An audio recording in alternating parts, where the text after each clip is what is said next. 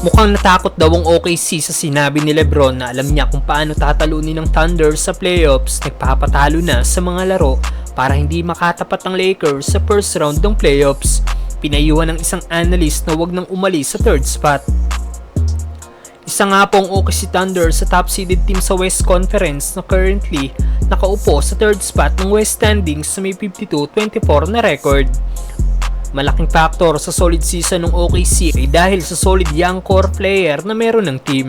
Nandyan sina Josh Giddey, Luguentz Dort, Jalen Williams, ang rookie big man si Chet Holmgren, at syempre ang kanilang superstar na si Shai Gilgeous-Alexander.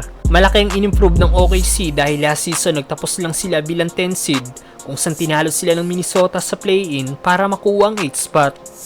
At ngayong season kung may isang team na hirap makakuha ng panalo ang OKC, ito'y walang iba kundi ang Los Angeles Lakers. Dahil sa naging 4 matchup ng dalawang team ngayong season, isang beses lang nanalo ang OKC at ito ay noong unang paghaharapan nila.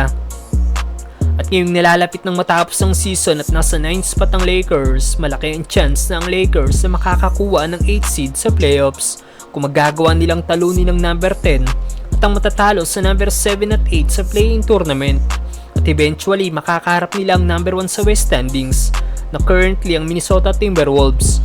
Pero may chance pa na mabago yan dahil dikit-dikit lang sila ng record ng OKC at Denver Nuggets. Pero ayon nga po sa analyst na si Sam Mitchell, kung siya daw ang OKC Thunder, mananatili na lang daw siya sa third spot dahil tinalo nga daw po ng Lakers ang OKC ng 3 beses ngayong season. Alam niya daw na hindi stupido ang OKC kaya iiwasan daw nito ang Lakers. Look at OKC record against the Lakers. Lakers have beaten them 3 times. Correct. The playoffs are about matchup.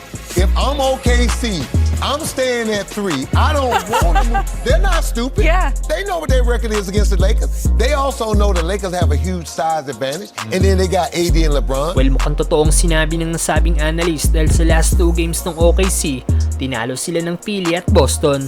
At hindi nila pinaglaro si SGA dahil sa quad injury. Ganon din ang starting forward ng team na si Jalen Williams.